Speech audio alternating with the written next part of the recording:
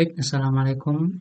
Selamat datang di channel saya. Kali ini kita akan membahas KNN atau K Nearest Neighbor di mesin learning. Ya, ini kita langsung ke kodenya. Sebelumnya teman-teman untuk bisa mengecek, dataset dan sebagainya di sini di UC Irvine. Bahasanya gimana? Ya, ini untuk dataset machine learning untuk biar teman-teman bisa apa belajar sendiri. Ini untuk datasetnya. Kemudian bisa juga di website yang sudah terkenal yaitu Kaggle. Kaggle ini ada banyak sekali. Ini bisa buat akun juga teman-teman. Nah, Kaggle lain.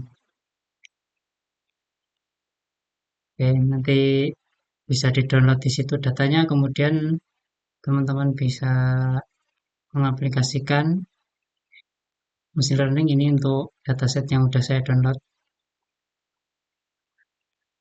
Kemudian kita langsung ke kodenya. Ini pertama kita import package dulu, package-package yang dibutuhkan untuk proses pengolahan data. Yang pertama Pandas untuk mengimpor datanya. Jadi untuk datanya diolah menggunakan Pandas. Kemudian Matplotlib dan Seaborn ini untuk membuat visualisasi datanya. Oke, langkah selanjutnya itu kita import dulu pakai Pandas ini untuk datanya tadi CSV file. Kita import kemudian kita klik df head ini untuk biar kita memperlihatkan datanya seperti apa untuk atasnya aja. Selanjutnya kita describe untuk datanya jadi biar secara statistik lebih jelas untuk masing-masing variabelnya. Kemudian ini untuk parameternya ada rata-rata dan sebagainya. Oke, lanjut ini untuk info. Jadi ini untuk info datanya. Selain dari yang secara statistik seperti di describe, ini juga kita bisa melihat tab-nya seperti apa, kemudian jumlahnya berapa.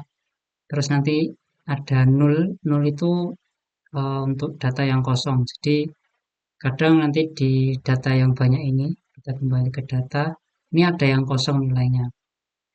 Kosong jadi bukan nol tapi benar-benar nggak ada isinya. Lah itu bisa kita detect di sini. Nah, non null count. Oke, kita lanjut. Ini untuk menghitung is nulnya, ya tadi kembali ke tadi. Ini di variabel education ada 105 dan sebagainya. Di 29, 53. Nah, ini nanti untuk yang nolnya bisa kita proses di langkah selanjutnya. Jadi biar tidak kita biarkan nol karena kalau dibiarkan nol nanti bisa merusak prosesnya ya. Lanjut kita buat visualisasi untuk histogramnya dari masing-masing variabel seperti ini. Ya, ini untuk supaya visualisasi singkat saja.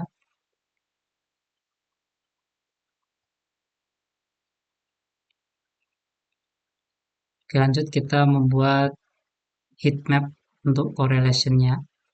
Ini ada korelasi dari masing-masing variabel ke masing-masing variabel.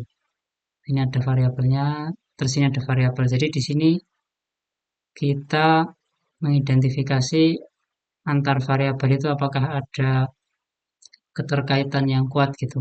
Satu itu sangat berkaitan, kemudian untuk yang lain-lain itu ya sesuai dengan porsinya. Nah, kemudian ada yang agak tinggi lagi 0,77 gigahertz per day. Ini jadi rokok setiap hari berkaitan dengan jumlah rokok. Ya, itu jadi masuk akal ya berkaitan. Dan ada juga ini 70, 0,70 itu systole blood pressure berpengaruh dengan prevalent hypertension. Nah, itu dan lain sebagainya. Oke, kita lanjut. Setelah kita lihat visualisasi data di atas, kita mengolah datanya untuk membuat prediksi machine learning. Yang pertama, langkah pertama kita membuat X dan Y-nya. Jadi untuk yang Y ini variabel yang dicari. Untuk X-nya itu variabel yang untuk proses belajar model ML-nya. Oke, kemudian lanjut kita membuat, nah ini mensplitnya dulu. Kita split X dan Y-nya menjadi X train, kemudian X test, Y train, dan Y test. Kita split jadi untuk train ini yang eh, data untuk pembelajaran, kemudian tes. Tes itu data untuk nanti kita mengevaluasi model kita itu keakuratannya seberapa gitu. Dan kita pakai pipeline. Pipeline itu jadi untuk mengumpulkan step-step yang akan kita lakukan. Ini untuk gambaran besar step-stepnya. Yang pertama kita masukkan simple inputter. Jadi ini untuk data-data yang tadi nol atau data yang kosong tadi secara otomatis akan kita isi dengan parameter-parameter yang ada di sini. Ya, ini kalau kita tulis strategi min, jadi nanti data yang kosong akan diisi dengan rata-ratanya. Misal rata-ratanya 5 gitu. Jadi secara otomatis diisi dengan angka 5 seperti itu. Kemudian untuk step selanjutnya yaitu scalar.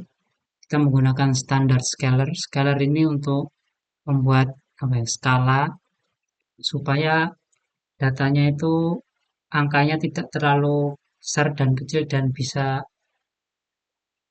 seimbang antar variabel. Kemudian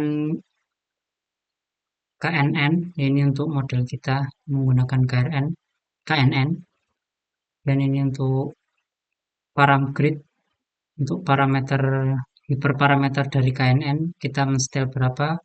Dan di sini kita juga melakukan grid search CV, mencari parameter yang paling bagus di sini, kemudian kita print. Nah, ini sudah kita print di sini.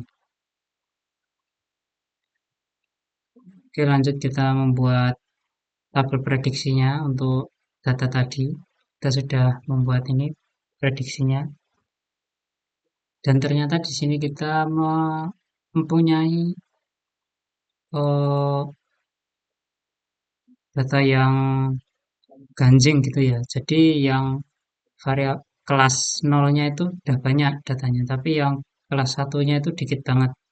Ini bisa menimbulkan tidak akuratan. Walaupun ini untuk akurasinya 85 kan udah lumayan, tapi kalau misal ini kita datanya nggak seimbang antara hasil nol dan satu, nanti jadinya nggak akurat juga untuk kedepannya gitu.